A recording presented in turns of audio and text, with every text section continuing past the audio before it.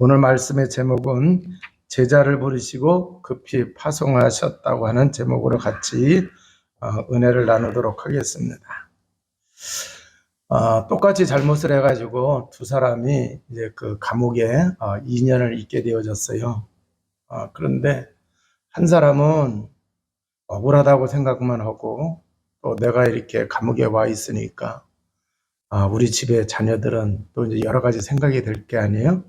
그래서 자꾸 염려하고 끌당하고, 그게 한두 달도 아니고 2년 동안을 자꾸 그렇게 하니까 이제 그 사람이 그렇게 이제 2년을 이제 세월을 보내는 거예요.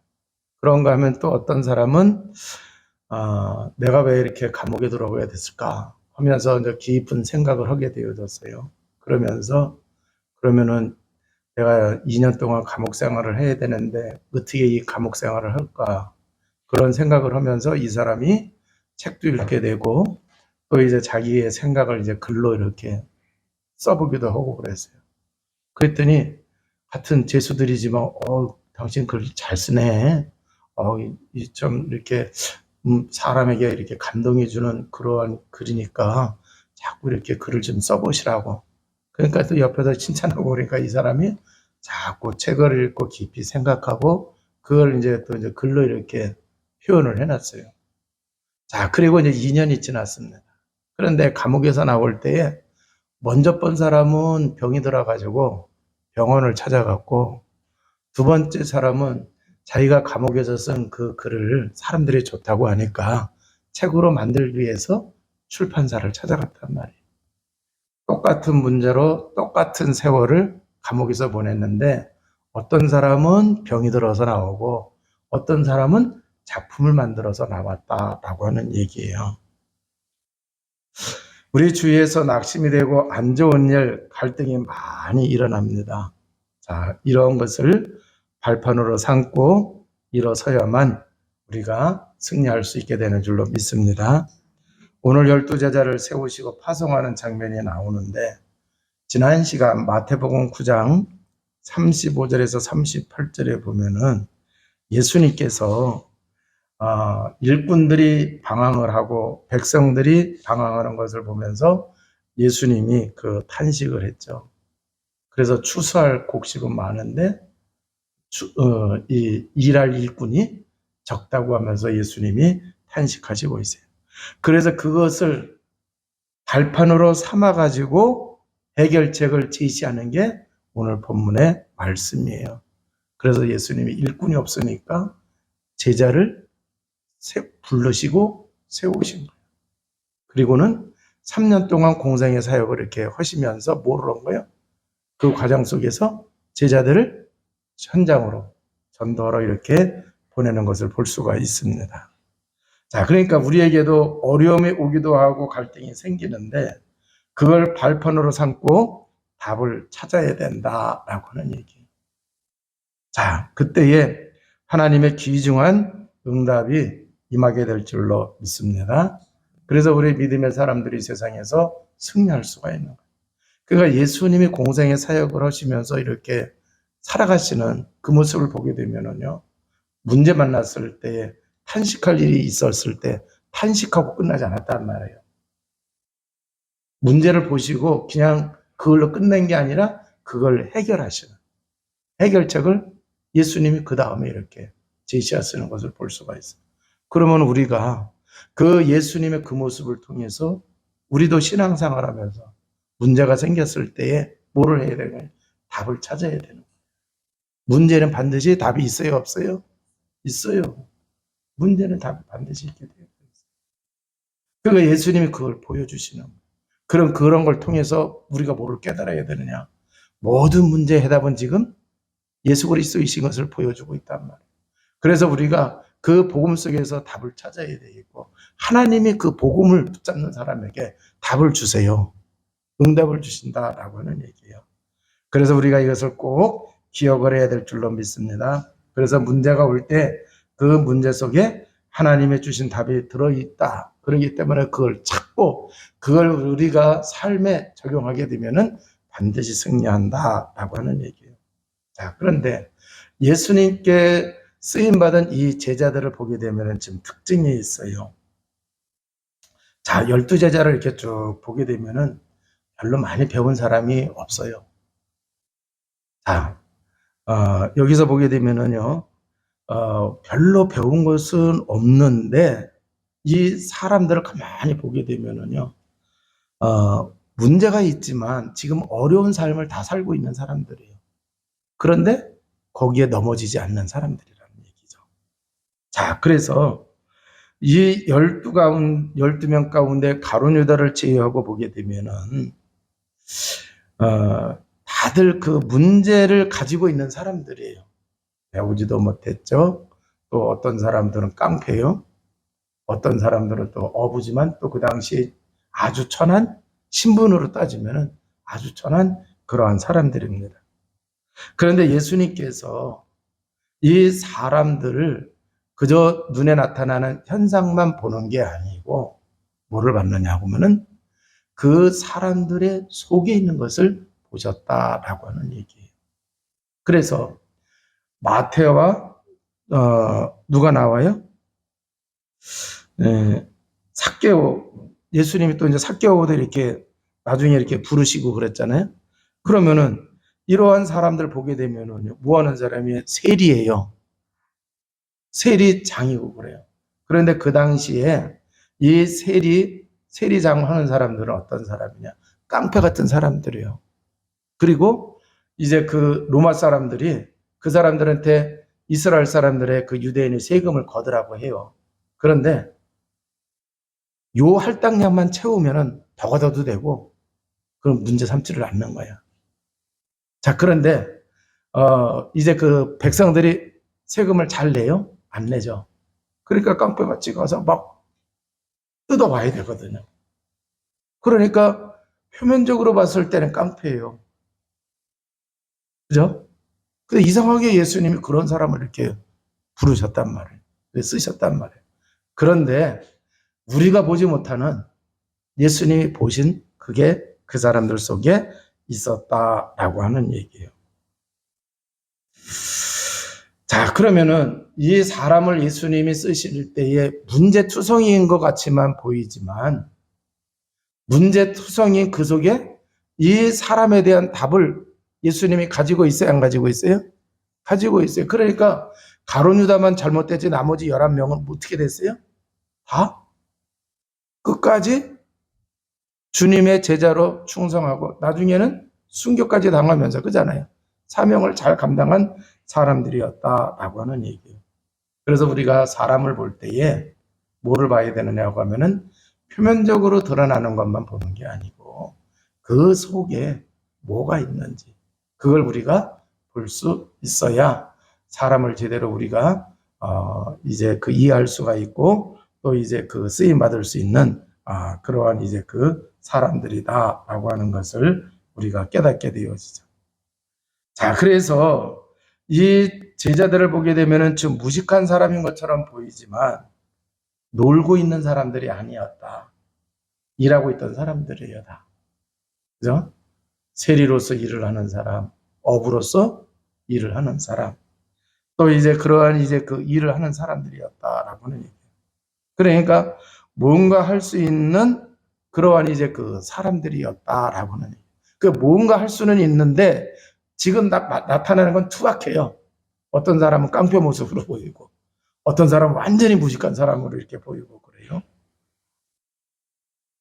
자, 그래서 베드로도 보게 되면은요, 어부인데 베드로는 아주 적극적인 사람이잖아요. 그잖아요. 적극적인 사람이에요. 자, 그런데 적극적이었기 때문에 예수님이 베드로를 부르신 것은 아니다라고 하는 얘기예요. 그러면 나중에 가서 보게 되면은 그 사람들은요, 정말 복음을 나중에 깨달아요, 못 깨달아요? 그리고 복음을 깨닫고 난 다음에 그 복음을 위해서 생명을 바쳐야 안 바쳐요? 생명을 바쳐요. 그리고 오직 이 복음이 귀하기 때문에 자기 목숨까지도 바치는 거예요. 그래서 정말 이제 그 예수님께 쓰임받은 사람은 바깥으로 드러났을 때에 투박하고 문제 일으키는 것 같고 그렇다 하더라도 결국은 뭐였느냐? 복음을 사랑할 수 있는 그러한 이제 토대를 가지고 있었던 사람이었다라고 하는 얘기죠. 자,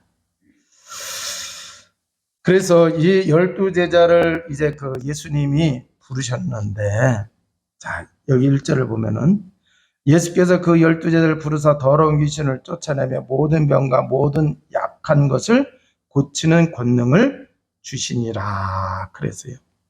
자, 이 제자들이 연약한 줄 아시고 먼저 주님이 축복을 주셨어요. 그죠? 먼저 뭐를 주셨다 그랬어요? 축복을 주셨어요. 12제자를 부르사 더러운 귀신을 쫓아내며 모든 병과 약한 것을 고치는 권능을 주시니라 그랬어요. 자, 그러니까 부르시자마자 먼저 뭐 하셨다는 얘기예요? 축복하셨어요. 마가복음에서도 보면은 똑같이 예수님이 제자 부르는 장면이 나오는데 함께하며 그잖아요. 그 부르신 거예요. 함께하며 하나님 자녀가 되신 거예요. 제자가 되게 한 거예요. 그러면서 전도도 하며 그걸 할 수 있도록 뭐를 귀신을 헤어쫓는 권세를 주었다고 말씀하시고 있고 오늘 이제 마태복음에서는 먼저 제자를 부르사 더러운 귀신을 쫓아내며 모든 병과 모든 약한 것을 고치는 권능을 주시니라 그랬어요. 자, 어떤 분은 기도를 하니까 막 능력이 나타나고 또 이제 처음 신앙생활하는 사람들은 그래서 이제 그 교인들이 성도들에게 이제 뭐 이렇게 막 많은 능력이 나타나고 그러는 게 신앙생활을 오래 해야 이런 것들이 나타나는 줄로 아는 사람 많아요, 안 많아요? 많아요. 또 어떤 사람은요, 이 복음을 잘 모르니까 종교로 이해를 해요. 신앙생활하는. 그럼 종교는 뭐예요? 공과 덕을 쌓아야 하는 거예요. 그잖아요. 그래야 뭐가 생기는 거예요. 공덕을 쌓아야 잘 되는 거잖아요. 그래서 공을 쌓고 덕을 쌓아야 뭐 이렇게 큰 권능이 나오고 기도하면은 뭐 응답이 되어지고 그러는 줄로 사람들은 알아요. 그런데 그게 아니다라고 하는 얘기예요. 예수님께서 제자를 부르자마자 뭐를 주셨다 그랬어요? 권능을 주시니라. 그 요한복음 1장 12절에서도 보면은 영접하는 자, 그 그를 믿는 자에게는 하나님의 자녀가 되는 권세를 주셨다고. 그러니까 신분이 주어지니까 뭐예요? 권세가 따라오는 거예요. 제자로 부르자마자 하나님의 자녀가 되게 하자마자 하나님이 축복하셔서 뭐가 권능이 나타나시는 거예요. 그래서 내 이름으로 무엇인지 구하면은 행하신다 그랬고 이루어 주신다고 말씀하셨잖아요. 그래서 성령이 역사하시게 되는 거예요. 그러니까 오늘 이 시간에 예수님을 영접하고 예수님의 이름으로 기도하고 예수님의 이름으로 선포할 때에 그 능력이 나가요, 안 나가요? 나간다고 하는 얘기예요. 왜 그러냐? 우리가 약한 걸 아시고 주님이 그러한 축복을 주셨다라고 하는 얘기예요. 자, 그래서 이걸 깨달은 성도가 되시기를 주님의 이름으로 축원을 드립니다. 그러니까 내가 뭐 공과 덕을 쌓고 내가 신앙생활을 잘하고 뭐 그래야 이게 나가는 게 아니라고 하는 얘기예요. 자, 그러면은 정말 내가 예수 그리스도 믿고 구원받고 하나님의 자녀라고 하면은 예수님이 정말 십자가에서 죽으시고 부활하셔 그분이 내 인생의 주인이고 나의 구주라고 한다고 하면은 정말 믿는다고 하면은 병든 자를 위해서 기도해야 될 줄로 믿습니다. 어려움 당하는 자를 위해서 기도할 수 있어야 된다라고 하는 얘기예요. 내 힘으로는 할 수 없지만 나를 구원하신 예수 그리스도의 이름으로는 되어집니다. 할렐루야. 우리가 기도할 때 누가 역사하세요? 성령께서 역사하셔서 그렇게 된다라고 하는 얘기예요. 그래서 하나님의 능력이 나의 인격 수준에 제한되지 않기 때문에 그러한 능력이 나오는 거예요. 그래서 우리는 하나님의 자녀 되는 순간, 믿는 순간부터 이 축복을 우리에게 주신 것을 믿고 나가시기를 주님의 이름으로 축원을 드립니다. 자, 그리고 여기 이제 2절에서 3절에 보게 되면은 12제자의 이름이 나오고 있어요.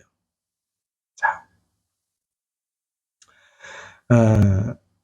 그래서 이제 그 12제자의 그 이름이 나오고 있는데, 이렇게 열두 제자를 예수님이 부르시는 것처럼 하나님께서, 주님께서 나를 귀신 섬기는 자로 부른 게 아니고 하나님을 아버지로, 나를 구원하신 예수 그리스도를 구주로 믿도록 우리를 불러주셨습니다. 자, 그러면 우리가 하나님이, 예수님이 나를 그렇게 불러주신 것에 대하여 감사와 감격이 나와야 돼, 안 나와야 돼요? 나와야 돼요.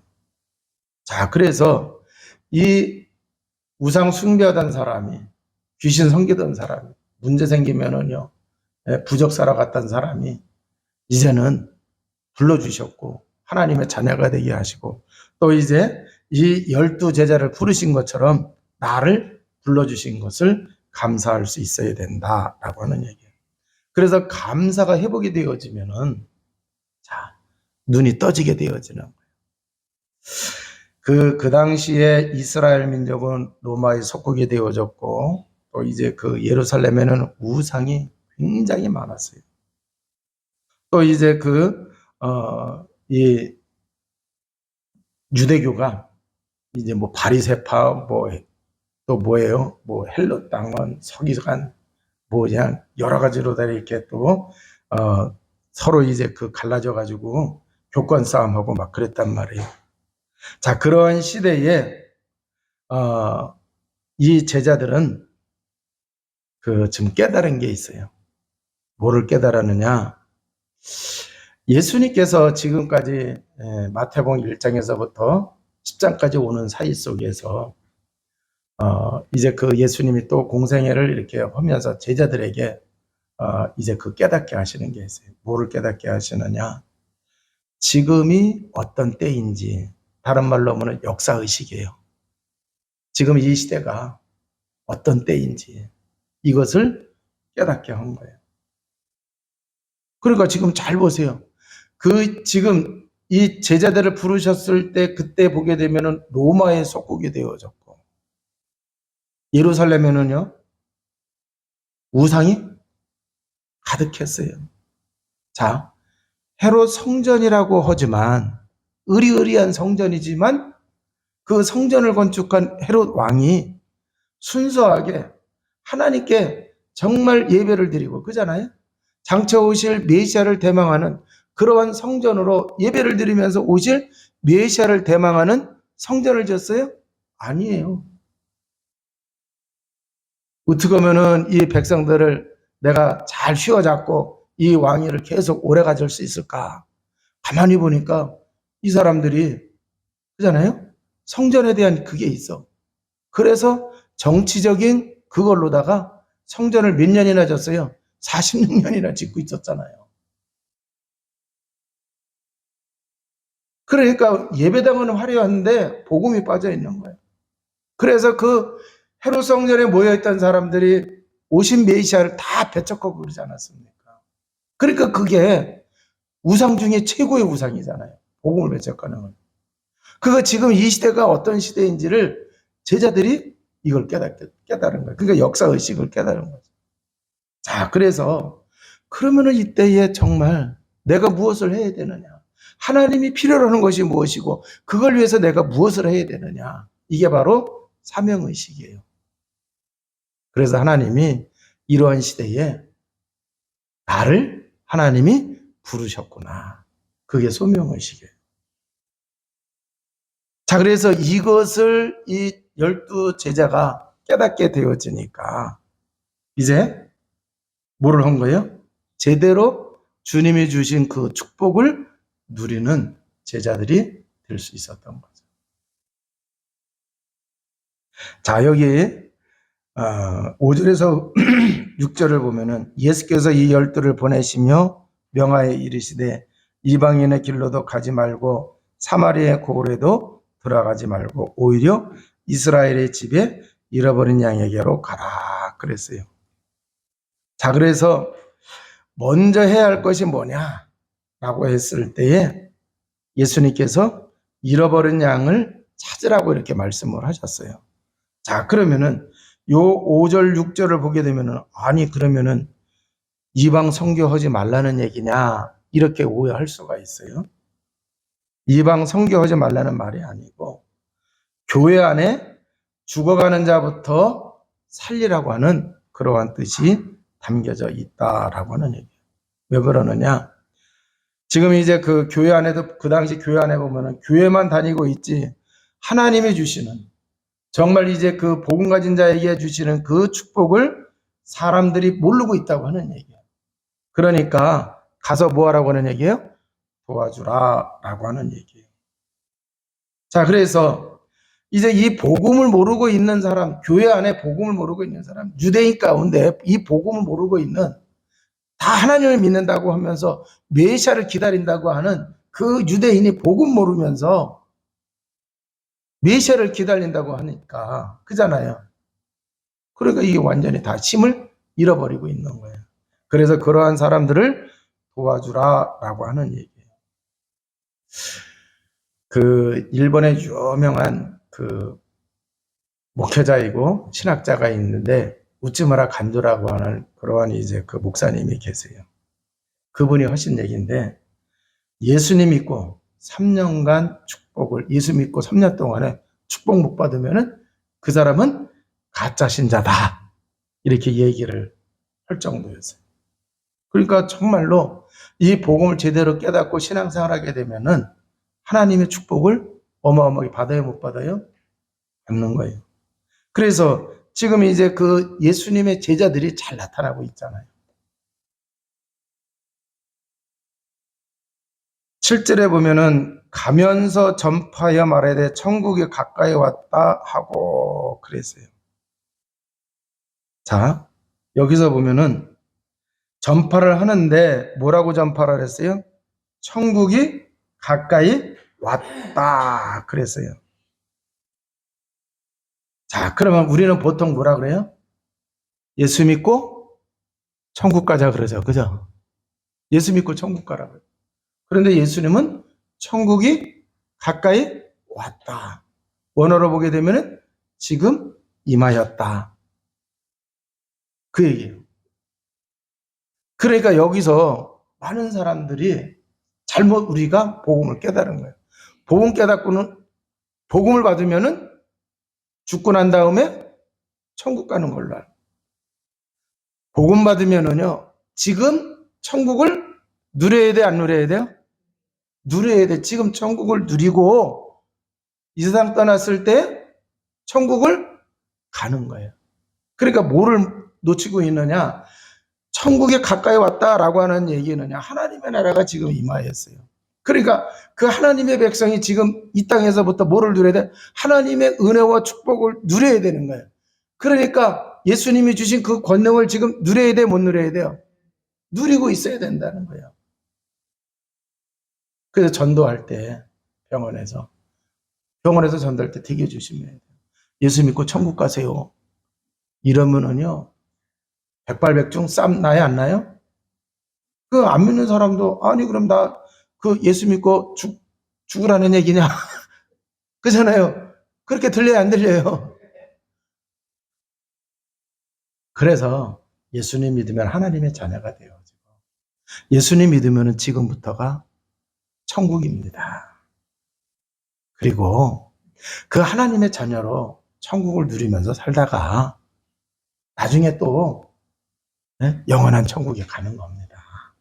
그렇게 얘기를 해야죠. 그러니까 중요한 건 뭐예요? 지금 하나님의 자녀로 하나님이 주신 은혜와 축복을 누리면서 뭘 하라는 얘기예요? 생명을 살리고 사람을 도와주고 하는 그러한 일을 해야 된다라고 하는 얘기예요.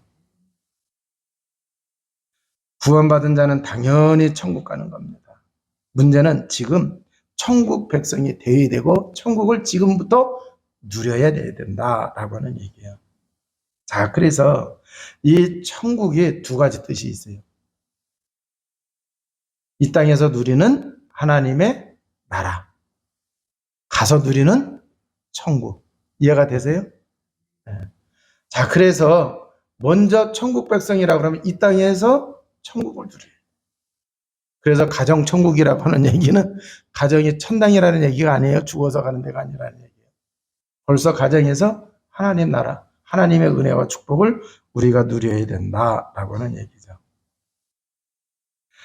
자, 그래서 사람들에게 전도할 때 혹 당신 몸이 아파도 예수 믿으면 지금 천국 백성이 되고 그 천국 백성이 누리는 그러한 이제 그 은혜와 축복을 누리는 것이다. 이걸 얘기해 줘야 돼요.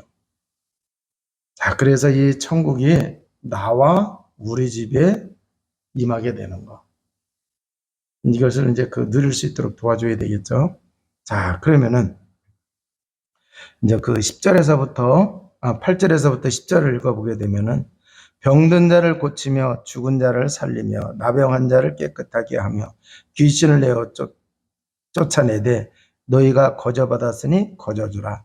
너희 전대에 금이나 은이나 동을 가지지 말고 여행을 위하여 배낭이나 두보롯이나 신이나 지팡이를 가지지 말라. 이는 일꾼이 자기의 먹을 것을 받는 것이 마땅함이니라. 그래서 자, 이 한마디로 얘기하면은 아무것도 염려하지 말라라고 하는 얘기. 자, 하나님이 우리를 제자를 부르신 것처럼 우리를 부르시고 우리가 살아가는 이 시대에 이 역사 의식과 하나님이 내가 무슨 일을 해야 될지 그잖아요. 복음을 위해서 내가 이 시대를 위해서 내가 무엇을 해야 될지 사명을 알고 있어요. 그리고 그걸 위해서 하나님이 나를 불러주셨다. 하나님 자녀로 삼아주셨다라고 하면은 이제 우리가 이러한 삶을 살아가야 되는데 그럴 때 어떻게 하라는 얘기예요? 아무것도 염려하지 말라라고 하는 얘기예요. 그래서 우리가 하나님의 자녀가 맞고 정말 주의를 하는 일꾼이 맞다고 하면은 만나는 불신자들 다 고쳐주라라고 하는 얘기예요. 왜 고쳐주라고 하는 얘기 하느냐? 예수님이 우리에게 권능을 줬어요? 안 줬어요?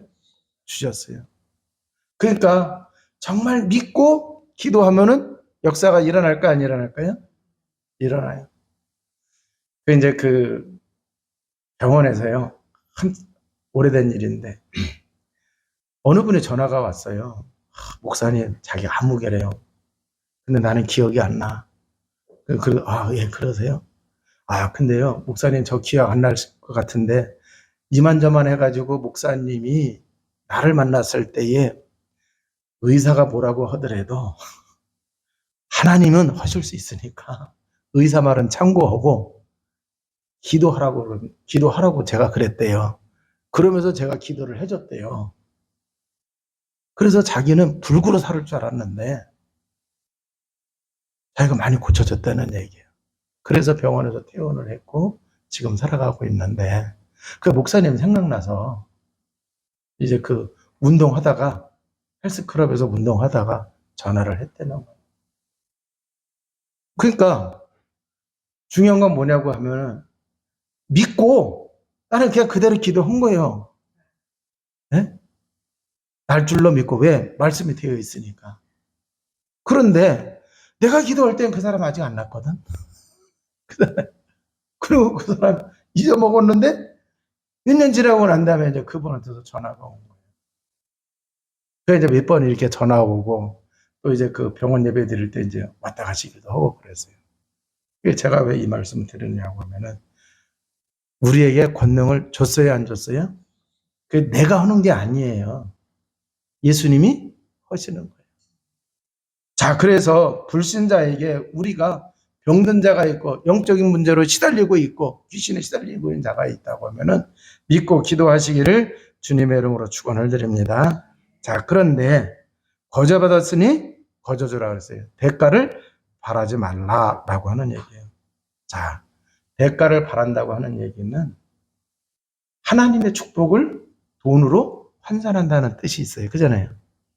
이건 환산할 수 없는 거거든요. 그래서 대가를 바라보면 안 돼요. 자, 그리고 이제 하나님께서 불신자도 먹이시는데 하물며 하나님의 자녀를 안 먹이시겠느냐. 자, 그래서 이 전도하러 보냈을 때에 먼 길도 가고 그러잖아요. 그러니까 이 경비가 들어가는 건 당연한 거예요. 그런데 예수님은 뭐라고 말씀하시고 있어요? 염려하지 말고 가라. 그러면은 하나님이 다 뭐 하신다? 채워주신다라고 하는 얘기죠. 자, 11절을 보시겠습니다. 어떤 성이나 마을에 들어가든지 그들 중에 합당한 자를 찾아내어 너희가 떠나기까지 거기서 머물라 그랬어요. 자, 전도할 때에 합당한 자를 찾으라고 그랬어요. 자, 그래서 합당한 자라고 하는 이 뜻을 여러분이 잘 기억하시기 바랍니다. 하나님이 예비하신 사람이 있고 하나님이 쓰실 수 있는 사람이 있어요. 자, 그런데 그러한 사람들은 여러분 꼭 기억하시기 바랍니다. 복음으로만 합당한 자를 찾을 수가 있다라고 하는 얘기예요. 자, 그래서 중요한 거는 하나님이 쓰시기에 합당한 자가 있어요. 이 복음을 위해 헌신할 합당한 자가 있다라고 하는 얘기. 그러니까 그 문제 많은 사람들, 교인들 속에서도요. 정말 깡패 같은 세관원인데도 제자가 될 사람이 있잖아요. 그잖아요. 그러니까 그런 자를 우리가 찾아야 된다라고 하는 얘기예요. 그래서 도와줘야 될 줄로 믿습니다. 자, 그리고 이제 13절에서 15절에 보게 되면은 그 집이 이에 합당하면 너희가 빈 평안이 거기 임할 것이요 만일 합당하지 아니하면 그 평안이 너희에게 돌아올 것이나 누구든지 너희를 영접하지도 아니하고 너희 말을 듣지도 아니하거든 그 집이나 성에서 나가 너희의 발의 먼지를 떨어버리라. 내가 진실로 너희에게 이르노니 심판날의 소돔 고모라 땅이 그 성보다 견디기 쉬우니라 그랬어요. 자, 그러니까 이 전도자의 그 축복을 설명을 해주셨죠. 그래서 전도자가 축복을 빌면은 그 집에 그 축복이 임한다고 말씀하시고 있어요. 그래서 사람에게 가서 복음을 전해줬는데 그 사람이 그 복음을 받으면은 그 사람이 하나님의 축복을 받는 것이고 또 이제 그 사람이 그 복음을 받지 않으면은 또 축복을 빌어준 걸 받지 않으면은 그게 누구한테 온다? 나한테 온다라고 하는. 그리고 그 복음을 하나님의 축복을 거절한 사람은 소돔 고모라 성 망한 것보다 더 처참하게 주님이 재림해 오실 때 망한다고 하는 그 얘기를 하시고 있는 거예요. 자, 그러니까 우리가 복음을 전했는데 안 받았다고 시험 들을 필요가 있어요? 없어요? 없어요. 아, 목사님, 내가 내 옆에 있는 사람한테 했다가 핀잔 들었어요. 아, 자존심 상해가지고 안 할래요. 보통 그래요. 그잖아요. 근데 이 말씀을 딱 보면 그 사람이 오히려 안 받은 게 그 복이 나한테 오는 거야, 안 오는 거야? 오는 거예요. 내가 그 사람에게 빌어줬으니까 그 사람이 받으면 그들이 가는 거지만 그 사람이 안 받았으니까 그게 오히려 나한테 오는 거예요. 그러니까 이 영적인 비밀을 모르면 자존심 상해서 못하겠습니다. 내가 뭐가 부족해서 그렇게 합니까? 이렇게 되는 거예요. 그런데 영안을 열고 보면은 어떤 면에서 그게 더 복이 될 수가 있는 거예요. 그러니까 우리가 정말 우리를 부르시고 우리를 사용하시는 그 주님의 손에 붙잡혀 있다라고 했을 때 우리가 순종만 하면서 나가게 되면은요 어마어마한 축복받는 것이고 수지 맞는 인생이 될 줄로 믿습니다. 자, 이제 결론입니다. 자, 그렇다고 하면은 우리가 신앙을 회복을 해야 된다라고 하는 얘기예요. 하나님의 자녀되는 순간 모든 것 이길 권능을 주셨어요? 안 주셨어요? 받았다라고 하는 얘기예요. 그러니까 모든 염려를 버려야 돼, 안 버려야 돼요? 버려야 돼요. 이 문제 어떡하지? 저 문제 어떡하지? 자꾸 염려, 근심, 걱정하면은요, 안 돼요. 버리시기를 바랍니다. 그리고 사명을 깨달아야 될 줄로 믿습니다. 자, 그래서 우리 가족과 이웃, 기존 신자부터 살려내시기를 주님의 이름으로 축원을 드립니다. 그래서요, 거기서 그런 일을 하면서 이제 힘을 얻게 되고 응답이 오는 걸 확실하게 되면은 그 다음에는 이제 세상에 들어가서 그잖아요. 또 이제 믿지 않는 사람에게 담대하게 복음을 전할 수가 있게 되어져. 그래서 이제 우리 교회 성도 여러분들이 주님이 찾으시고 쓰시는 것처럼 나를 사용하시옵소서 하고 순종하시면서 이제 하나님의 말씀이 선포될 때 그 말씀을 붙잡고 삶에 적용하시고 승리하시기를 주님의 이름으로 축원을 드립니다. 기도하시겠습니다. 하나님 아버지, 감사와 찬양과 영광을 돌립니다. 우리를 구원하신 예수 그리스도의 이 복음의 비밀을 가진 하나님의 자녀들, 이미 세상을 이길 수 있는 권세를 주셨습니다. 권능을 주셨습니다. 제대로 누리며 살아가는 자 되게 하여 주옵소서. 하나님이 나를 불러주시고 또한 이제 사명을 주셨사오니 아버지 하나님, 이제 가족과 이웃과 또 이제 우리 교회 안에 혹시 복음을 모르고 아버지 하나님 이제 종교생활하고 있는 사람이 있다고 하면은 살리는 주의 백성 되게 하여 주옵소서. 그래서 이제 저희가 더욱 힘을 얻어서 이제 세상 속에 들어가서 전도자의 삶을 살아가는 은혜를 누리게 하여 주옵소서. 우리 구주 예수 그리스도 이름으로 기도하옵나이다. 아멘.